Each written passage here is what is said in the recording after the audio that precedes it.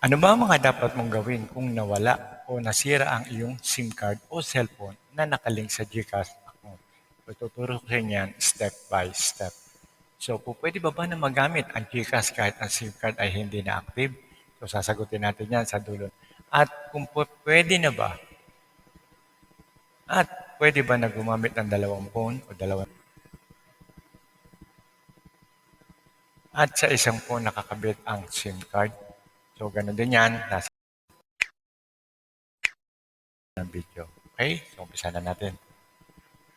Konti paalala lang po para makasiguro tayo na secured ang ating account. So, make sure lang na naka-enable ang ating mga security features kasi pera po yan. So, dapat aware po tayo sa mga po pwede. So, una-una, pwede natin i-activate o i-enable ang biometrics. Okay, yan po yung thumb mark sa inyong cellphone. So, kung meron kayong biometrics, mas maganda po na naka-enable po yan o active. Okay, so second, mga security questions yung tinanong sa inyo nung una, nung first time yung mag-apply ng GCash, yun po dapat ay alam nyo hanggang ngayon. Okay, so katlo, and other information.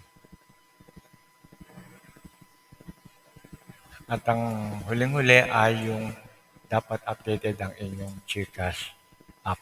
Okay, so pag meron po mga update yan, i-update nyo kaagad dahil yan po yung mga considered na security features. Okay, so what to do first?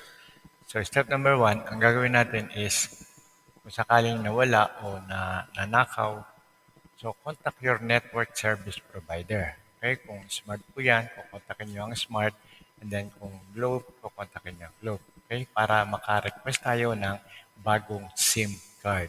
Okay, so parehong number ang i-request natin pero bagong SIM card. Okay, dapat parehong number. Okay, so report to GCash immediately the mobile number of your lost phone or SIM. Okay, so kailangan nilang malaman yung information na yun dahil ituturo ko na sa inyo kung bakit importante yan. Okay? So, paano tayo magre-report sa GCash? Okay, na nawala ang ating SIM card. Unang-una, meron mga hotline ng GCash. So, pwedeng Globe sa TM, pwede tayong tumawag sa 2882. Kaya kung other networks naman, pwede tayong tumawag sa number na yan. At magsabit tayo ng ticket sa GCash Help Center. Tuturo ko rin sa inyo paano tayo magsasabit ng ticket. At pwede rin kayo mag-email sa support@gcash.com. Lalagay ko rin yan sa description para kukopyahan nyo na lang. Okay? So, una-una, kailangan natin magsabit ng ticket sa GCash. Okay? Assuming nawala yung phone nyo, nawala yung SIM card. So, pwede tayong gumamit ng ibang phone o manghiram muna tayo ng phone para makapagsambit lang tayo ng ticket. Okay? Importante yan. Mamaya, paliwanag ko. Okay? And then, pwede tayo mag-login sa app. Punta lang tayo sa profile, saka sa help desk. After nyo magsabit ng ticket after nyo magsabit, ay i-stop ang inyong GCash account temporarily. Okay? Yan po yung maganda doon para hindi magamit o hindi na ma-withdraw yung inyong balance doon o kung sakali na withdraw na, hindi na magamit ang inyong GCash account sa amin. Okay? So, please take note na pagka nag-submit na kayo ng ticket ay bibigyan kayo ng, okay? Tandaan yan, 8-digit reference number. So, pwede nyo i-save yan sa inyong cellphone at pwede nyo. The reference number will be asked when you request to lift the suspension. So, kailangan nyo yung reference number na yun dahil pag nag-request uli kayo na ibalik na ang inyong account ay tatanong sa inyo yung 8-digit reference number na yun. Okay? So, what to do next when you get your new SIM card with the same number? So, nakuha nyo na yung request nyo. Halimbawa sa Smart, nakapag-request na kayo, nakuha nyo na yung SIM card nyo, nakapareho ng number na nawala. Okay? So, actually, automatic yan. Pag nakuha nyo na yung number nyo, automatic na madi-disable na yung luma at yung sa inyo na lang ang gagana. Okay, so, ang gagawin ulit natin ay magsasubmit ulit tayo ng panibagong ticket. Okay, para i-resume yung ating temporary suspension. Okay, so dalawang beses tayo magsasubmit. Yung una is papa-stop natin yung ating GCash. Pangalawa ay patatanggalan natin yung temporary suspension dahil meron na tayong bagong SIM card. Nakaparehong number nung nawala natin. Okay? So, kailangan nyo na ngayon yung 8 number, yung sinabi ko kanina, no? And then,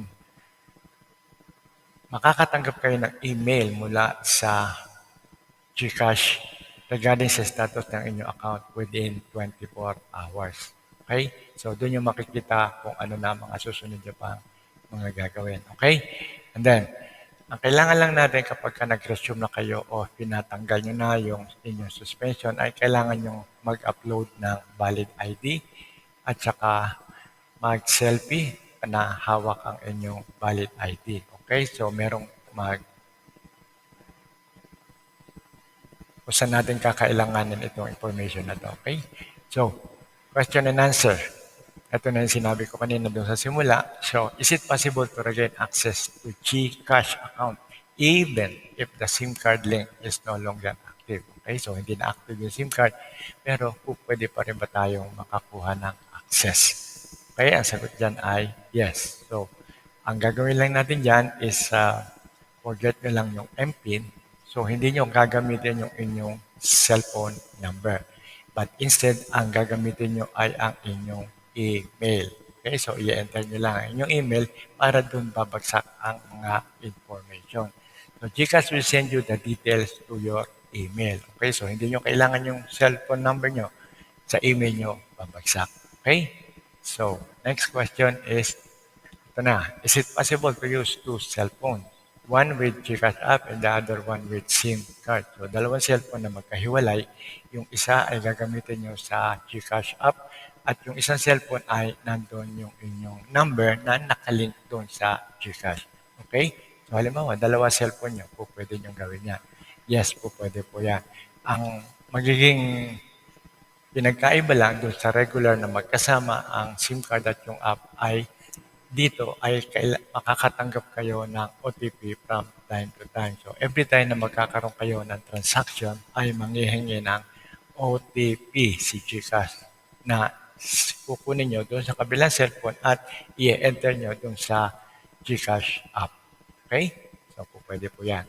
Okay, so kung meron pa kayong mga tanong, comment nyo lang po sa baba at maraming salamat po sa panonood at huwag nyo lang kakalimutan na mag-subscribe, like, at i-share nyo na rin sa ating mga kaibigan na meron. Ikasishare rin po namin kung ikasishare na rin po namin kung naipo-follow nyo ang aming FB page. Okay, so for now, maraming pong salamat ulit from Mag TV.